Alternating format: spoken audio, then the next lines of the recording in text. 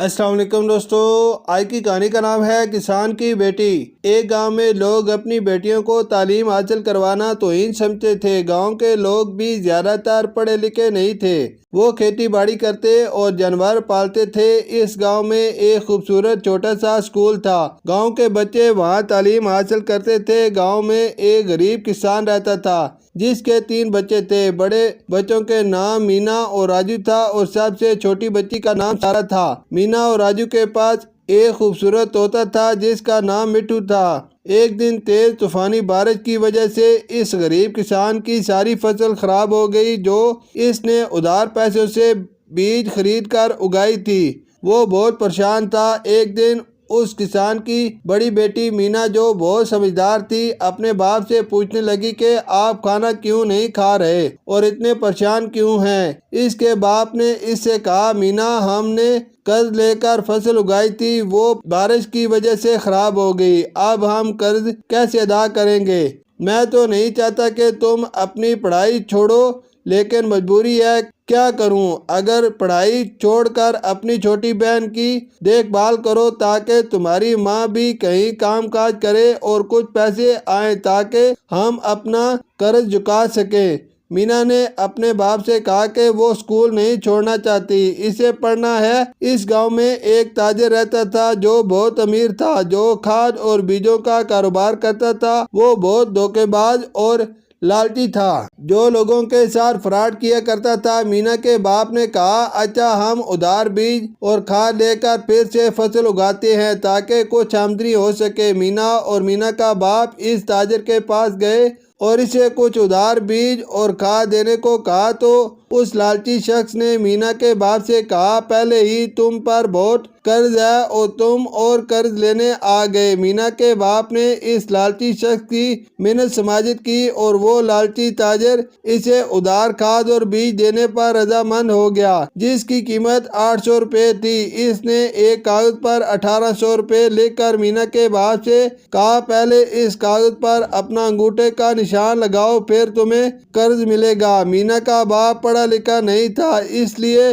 پڑھنا لکھنا نہیں آتا تھا۔ وہ انگوٹھا لگانے لگا تو مینا نے جلدی سے اس کاغذ پر پڑھا، اس پر 800 کے بجائے 1800 روپے لکھے تھے۔ مینا نے اپنے باپ کو بتایا تو وہ لالچی تاجر اپنی اس بے ایمانی پر بہت شرمندہ ہوا۔ اس نے جلدی سے اس کاغذ پر لکھی ہوئی غلط رقم کو صحیح لکھا اور مینا سے کہا، مینا، تم پڑھ لکھ گئی ہو، بہت سمجھدار ہو گئی ہو۔ مینا کے پڑھے لکھے ہونے کی وجہ سے مینا کا باپ اس شخص کے فراڈ سے بچ گیا۔ مینا کا باپ مینا کے پڑھائی سے بہت خوش ہوا، لیکن مینا کے گھر کے حالات ایسے تھے، انہیں کھانا کھانے کے لیے پیسوں کی ضرورت تھی۔ اس لیے مینا کے باپ نے اپنی بیوی سے کہا، تم بھی کچھ کام کر کے پیسے کماؤ تاکہ گھر کا خرچ چل سکے۔ مینا اسکول گئی تو اس نے اپنی ٹیچر کو بتایا وہ اسکول نہیں چھوڑنا چاہتی، پڑھنا چاہتی ہے، لیکن اس کے گھر کے حالات کی وجہ سے اسے پڑھائی چھوڑنی پڑے گی۔ مینا کی ٹیچر نے مینا سے کہا، چلو میں تمہارے گھر جا کر تمہاری ماں کو بہتر مشورہ دوں گی تاکہ وہ گھر میں ہی رہ کر روزگار کما سکے اور مینا کو اسکول بھی نہ چھوڑنا پڑے۔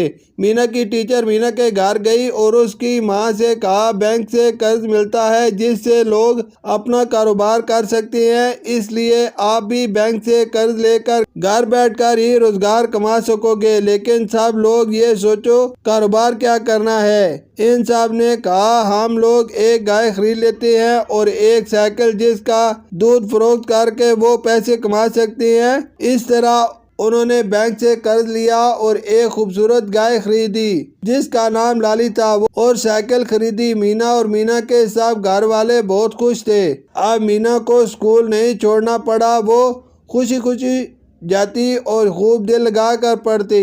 کچھ عرصے بعد گائے نے ایک خوبصورت بچڑا دیا جس کا نام ڈولو تھا۔ مینا، راجو اور مٹھو سب اس بچڑے کے ساتھ خوب کھیلتے۔ ایک دن مینا سائیکل چلا رہی تھی، وہ لالچی تاجر وہاں سے گزرا۔ اس نے دیکھا کہ مینا کے گھر والوں نے ایک گائے اور سائیکل بھی خرید لی۔ اسے بہت غصہ آیا۔ اس نے مینا کے باپ سے کہا مجھے فوراً میرا قرض واپس کرو ورنہ میں یہ گائے لے جاؤں گا۔ مینا کا باپ گائے کا دودھ سائیکل پر شہر فروخت کرنے جاتا۔ مینا پڑھ لکھ کر بہت سمجھدار ہو گئی تھی۔ وہ اپنے گھر کے اخراجات ایک کاپی پر لکھ لیتی تاکہ اس کو سب کچھ یاد رہے، بینک کی قسط اور لوگوں سے جو ادھار لینا تھا اور جو ادھار پر لوگوں کو دودھ فروخت کیا تھا۔ جس دن اس تاجر کا قرض ادا کرنا تھا، مینا کا باپ بہت بیمار ہو گیا اور وہ شہر دودھ فروخت کرنے بھی نہیں جا سکا۔ مینا کے باپ نے اسے کہا اگر اس تاجر کو پیسے نہ دیے تو وہ ہماری گائے لے جائے گا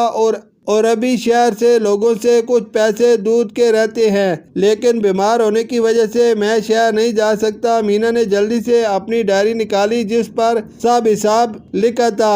اس نے ڈائری سے پڑھ کر سب اخراجات کا حساب کیا تو 600 روپے بچتے تھے، لیکن تاجر کا قرض 800 روپے تھا، 200 روپے کم تھے۔ مینا اور راجو نے کہا بابا ہم دونوں شہر جا کر دودھ کے بقایا پیسے لے آتے ہیں تاکہ تاجر کو اس کا قرض ادا کریں اور ہماری گائے بھی بچ جائے گی۔ مینا اور راجو سائیکل پہ شہر گئے اور وہاں سے دودھ کے پیسے لے کر واپس گاؤں آ رہے تھے، لیکن وہ تاجر ان کے گھر گیا اور گائے اور بچڑا کھول کر لے جانے لگا۔ راجو نے مینا سے کہا مینا تیز سائیکل چلاؤ تاکہ ہم جلدی گھر پہنچ سکیں۔ تیز سائیکل چلانے کی وجہ سے مینا اور راجو گر گئے۔ مینا نے مٹو سے کہا مٹو تم اڑ کر جلدی سے پیسے لے کر گھر پہنچ جاؤ تاکہ اس لالچی تاجر کو اس کا قرض دے کر گائے کو لے جانے سے روکا جا سکے۔ ادھر تاجر گائے کو لے جانے کے لیے رسی سے کھینچ رہا تھا۔ اتنی دیر میں مٹو اڑتا ہوا پیسے لے کر گھر پہنچ گیا اور مینا کی ماں نے اس تاجر سے کہا یہ لو اپنے پیسے اور اب تمہارا قرض ختم، گائے کو چھوڑ دو۔ تاجر نے اپنے پیسے لیے اور وہاں سے چلا گیا۔ تھوڑی دیر بعد مینا اور راجو بھی گھر پہنچے تو سب گھر والے بہت خوش ہوئے۔ اس کہانی سے ہمیں یہ سبق ملتا ہے کہ اپنے بچوں کو وہ لڑکے ہوں یا لڑکیاں انہیں ضرور تعلیم حاصل کروائیں تاکہ وہ پڑھ لکھ کر معاشرے میں بہتر زندگی گزار سکیں۔ شکریہ۔